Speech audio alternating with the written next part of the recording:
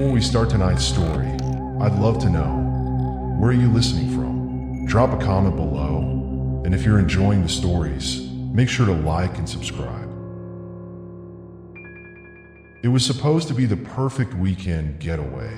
4 friends, a cozy Airbnb tucked away in the woods, a place far from the hustle of city life. The perfect location for a retreat. They were looking forward to unwinding, sharing laughs, and making memories. Little did they know that this quiet, secluded place would soon turn into their worst nightmare. The cabin was a charming little house, nestled in the heart of the forest. The wooden beams, the stone fireplace, and the smell of pine filled the air as they unpacked their bags.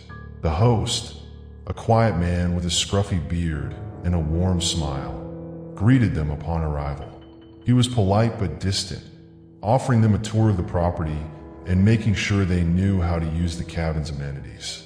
Everything seemed perfect, even idyllic.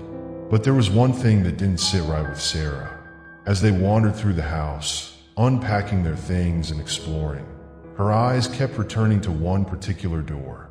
A door at the end of a narrow hallway that had no apparent purpose. It was old, weathered, with a rusted lock on it. The door was sturdy, but there was an eerie stillness about it, as though it had not been touched in years. Sarah felt a shiver crawl down her spine. "What's behind that door?" she asked, her voice casual, though there was an edge of unease in her tone. The host, standing nearby, froze for a moment. A flicker of something crossed his face. Was it fear? Before he quickly plastered that same polite smile back on. "Oh, nothing," he said, waving a hand dismissively. "Just an old storage room. It's locked for a reason. Best not to bother with it." Sarah, intrigued but hesitant, let it go for the moment. But as the evening went on and the group settled in, she couldn't shake the feeling that something was off about that door. Her curiosity gnawed at her like a pestering itch that wouldn't go away. Later that night, as they gathered around the fireplace, enjoying wine and conversation, strange noises began to drift through the walls. At first, it was faint, a soft, muffled sound that Sarah couldn't quite place. It almost sounded like someone was crying, a desperate, whimpering sound, like the faint sobs of a child. She frowned and looked around the room. "Do you guys hear that?" she asked, her voice tense. Her friends paused and listened. The noises had stopped, but then, just as she was about to dismiss it, they heard it again. This time louder, a dragging sound, like something heavy scraping across the floor. "What the hell was that?" Mark asked, his voice low and uneasy. "I don't know," Sarah said, glancing at the door at the end of the hall. Her mind raced with possibilities. "It's coming from over there, behind that door." Her friends exchanged nervous glances, but they laughed it off as an old house settling. The host, however, had been strangely silent ever since the sounds had begun. He stood by the window, his back to the group, as if lost in thought. But Sarah wasn't so easily fooled. The noises continued into the night, disturbing her sleep with their eerie, haunting presence. When the others were finally asleep, she couldn't resist anymore. She crept out of bed, heart pounding in her chest. The house was completely still, save for the occasional groan of the wood settling. Sarah tiptoed down the hall, her steps careful but quick. She stopped in front of the door, her breath shallow. The faint cries and dragging sounds were unmistakable now, soft but undeniably there. She hesitated for a moment, then, with trembling hands, she tried the door's rusted lock. To her surprise, the lock turned with ease. It wasn't even secure. The door creaked open, and what Sarah found inside made her blood run cold. The room was small, dimly lit by a single flickering bulb. At first, she didn't see anything unusual, but then she noticed the man huddled in the corner. His clothes were torn, his face gaunt and pale, as though he hadn't seen sunlight in years. His hands were bound with thick, frayed ropes, and his eyes, wide and terrified, locked onto hers the moment she stepped inside. Sarah took a step back, horrified. "What? What is this?" she whispered, her voice trembling with disbelief. The man opened his mouth to speak, but only a raspy, hoarse sound came out. His voice cracked as he tried to form words.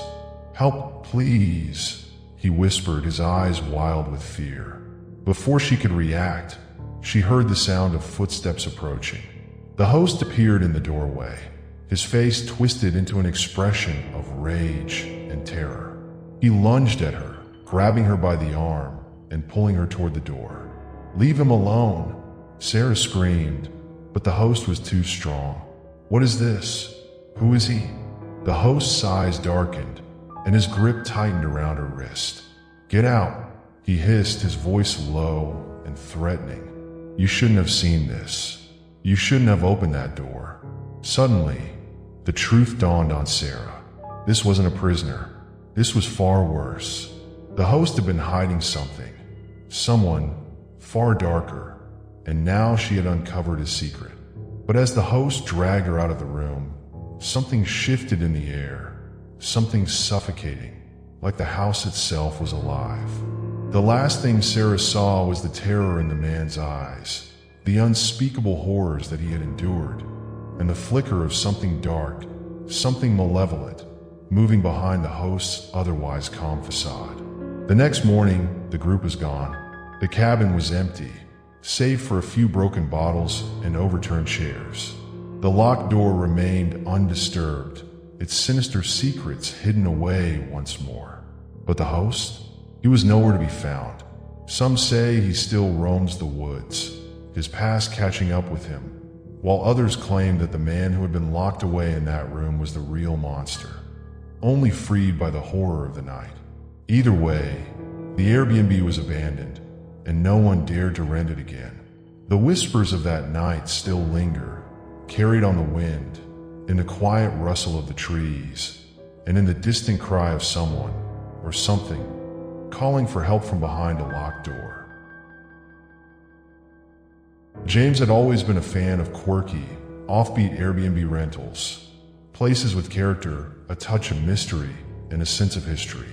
So when he found a listing for a basement studio in an old Victorian house, he was intrigued.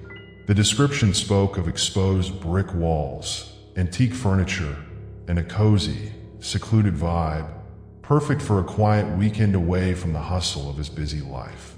It was exactly what he needed, some time to unwind, think, and escape into solitude. The host, a woman in her late 50s named Martha, greeted him with a warm smile and led him downstairs to the basement. The door creaked as it opened, revealing a surprisingly spacious space. A small kitchenette, a bed nestled beneath a heavy wooden beam, and soft lighting created a comfortable atmosphere. Despite the house's age, the basement felt homey, even charming. "You'll find everything you need," Martha said, handing him the key. "I just ask that you respect the space. The house has been around a long time, and some things are better left untouched." James nodded, offering a polite smile. He didn't think much of her cryptic warning, dismissing it as just another quirky remark from an eccentric host. After all, old houses came with stories, didn't they? But that night, as he settled in to sleep, something felt off. The walls of the basement seemed unusually thick, almost oppressive.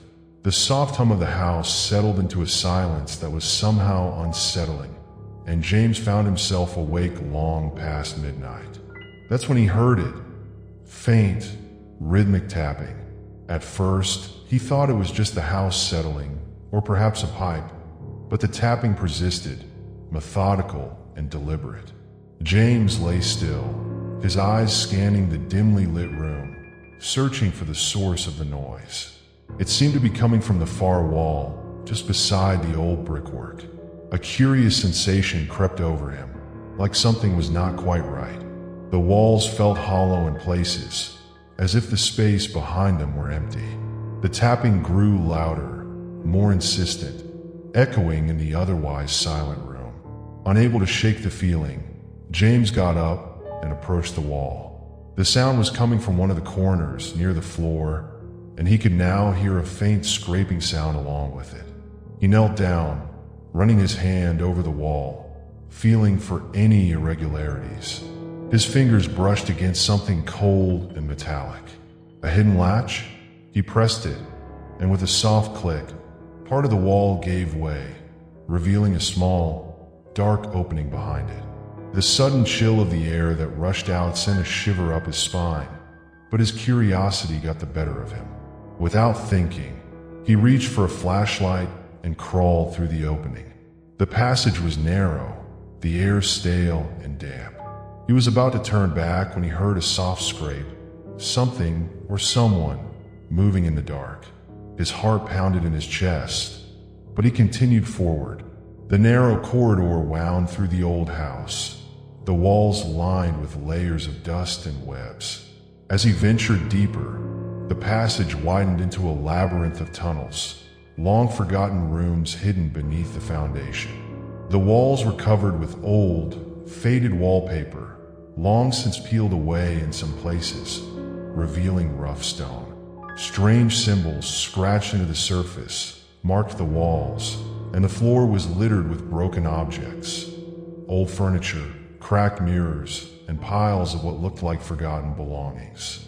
James stopped in his tracks as he noticed something moving in the corner of his eye. A shadow, darker than the night itself, slithered across the wall, vanishing as quickly as it appeared. He turned his head, heart racing, but saw nothing. It was then that he realized the sounds, the strange markings, the shadows, they weren't part of the house's history. They were the remnants of something else, something living. A soft, disembodied whisper echoed in the tunnel, just barely audible. "You shouldn't be here." A chill ran through him, but his curiosity, now bordering on obsession, pushed him further. He pressed on, ignoring the creeping dread that clawed at his mind. The deeper he went, the more intense the feeling of being watched. It was as if the tunnels themselves were alive, breathing, and waiting for him. He stumbled upon an old wooden door, barely hanging on its hinges. It creaked as he opened it, revealing a small, dusty room. The air was thick with the scent of decay, and the light from his flashlight danced over old, rotting furniture. But what caught his attention was the floor. Etched into the dust, claw marks marred the surface, deep and jagged, as if something had been dragged across the floor. Then, from the shadows in the far corner, a pair of glowing eyes stared back at him. His breath caught in his throat, the hair on the back of his neck standing on end. The eyes were wild, filled with desperation and madness. James took a step back, his pulse pounding in his ears. But before he could turn to leave, the ground beneath him shifted. The walls seemed to close in on him, the passageway narrowing as if the house itself was alive, constricting around him. He heard a low growl, a guttural sound that came from the very walls. It was then that he realized he wasn't alone. The house, the basement, the tunnels, they had all been hiding something. Something dark, something hungry. His flashlight flickered and died, plunging him into total darkness. The growls grew louder, closer, as if the shadows themselves were moving toward him, crawling over the walls, reaching out to claim him. Panic surged through his chest, and he ran, his feet pounding against the cold stone. But the passage seemed to stretch endlessly, twisting and turning, leading him deeper into the labyrinth. By the time he reached the opening where the hidden passage had started, the walls were alive with movement. A heavy weight pressed down on his chest, and the air grew thick, choking him as if the very house was trying to swallow him whole. He finally emerged into the basement, gasping for breath. But the house was eerily silent now. The whispers, the growls, the shadows, all were gone. His heart hammered in his chest as he sprinted for the front door, his mind racing. When James finally made it outside, gasping for air and drenched in sweat, the sun was barely starting to rise. He turned back to look at the old house, its windows staring back at him like hollow eyes. The door to the basement stood ajar, but there was no sign of the host, Martha. As he walked away, the faintest tapping echoed from beneath the earth, as if something in the tunnels was waiting for the next curious soul to wander too close. The Thompson family had been dreaming of a peaceful getaway for months. After a hectic year of work, school, and the usual stress of life, they were desperate for a break. When they stumbled across an Airbnb listing deep in the countryside, it seemed like the perfect place. A remote cottage surrounded by nothing but nature and endless fields. The reviews praised its cozy charm, and the photos depicted a quaint home with rustic wooden beams, a large stone fireplace, and a picturesque view of the rolling hills. It was everything they needed. The drive there had taken longer than expected, but when they finally arrived, the little house seemed to glow in the soft, fading light of the evening. The host, an elderly woman named Margaret, greeted them with a warm but unsettling smile. "I'm sure you'll enjoy your stay," she said, her voice a strange mix of kindness and something else, something harder to place. "But remember, this house has a way of changing. Keep to the rooms you've been given, and you'll be fine." Margaret's warning, though cryptic, seemed harmless enough, and the Thompsons quickly settled into the home. The first few hours were uneventful, the family basking in the quiet solitude of the countryside. They enjoyed a dinner by the fire, laughing and joking like they hadn't done in years. But as the evening wore on, something began to feel off. At first, it was subtle, nothing to be alarmed about. But over the course of the next few hours, the house began to change in ways they couldn't quite explain. It started with the doors. In the middle of the night, after a particularly long and exhausting walk through the woods, they returned to the house only to find that one of the doors to the kitchen had shrunk, its edges seeming to fold in on themselves, as though the frame had been warped. "Didn't that door used to be bigger?" Karen asked, eyeing the strange sight. Jason, her husband, shrugged. "It's just the house settling. Nothing to worry about." But as the night wore on, the changes began to escalate. The windows would sometimes disappear altogether, replaced by thick fog or nothing at all. The furniture seemed to shift in the middle of the night. Chairs would move. A table would slide a few inches across the floor without anyone touching it. One morning, the house felt smaller. It wasn't the cramped feeling that comes from a building being too crowded. It was more like the walls were closing in, as if the very space around them was shrinking. Jason noticed that the hallway, which had once stretched ahead to the kitchen, now seemed impossibly narrow. The stairs, which had once led to a large upstairs loft, were now steep, much narrower, and led to a small, almost claustrophobic attic. "Am I going crazy? Or does this place keep getting smaller?" Karen whispered to Jason as they walked through the house together. Jason laughed it off, but even he couldn't deny the unsettling changes happening around them. That's when they began to notice something worse. Items that they had brought with them, personal belongings, were simply gone. First, it was a jacket, left draped over a chair in the living room. Then, Karen's phone, which she had set on the kitchen counter, was nowhere to be found. Jason's laptop, left on the coffee table, had vanished by the next morning.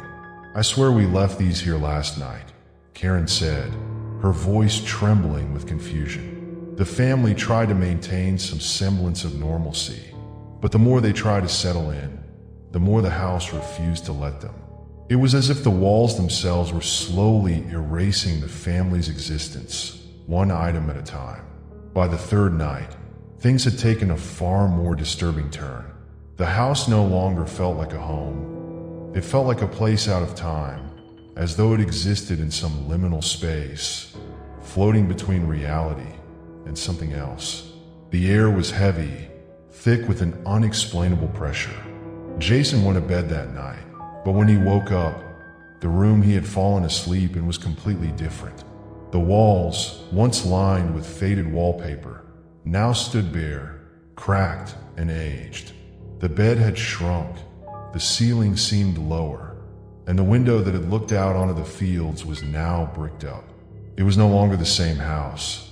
Terrified, Karen gathered the children and rushed into the hallway, but it too had changed. The narrow, twisting corridors led them in circles, and they could no longer find the stairs. Panic set in as they wandered, the house growing more oppressive, the walls pulsing as if alive, breathing in and out around them. "That woman, she warned us," Karen whispered, fear creeping into her voice. "She said the house would change, but I didn't think it would do this. I didn't think." The strangest part was that no matter how hard they searched, they could never find the front door. The house, once full of light and air, now felt suffocating, dark, as if it were gradually being swallowed by something far worse than a mere shifting structure.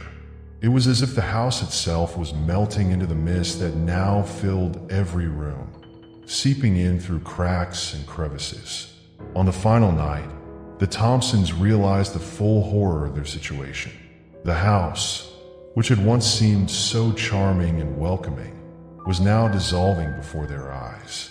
The walls peeled away, the floors crumbled into dust, and the roof disintegrated into vapor. And in the center of it all, the family stood, paralyzed by terror, as the house, its memories, its walls, its very existence vanished. They were trapped in a void of swirling mist, a place that wasn't part of this world. No sound, no escape, just an endless, suffocating nothingness. As they stood there, the fog thickened, the edges of the house fading into the void, and the Thompsons were left to wonder if they had ever truly been there at all, or if the house had ever really existed. The only thing they were sure of was the silence. And then, just as quickly as it had appeared, the house was gone.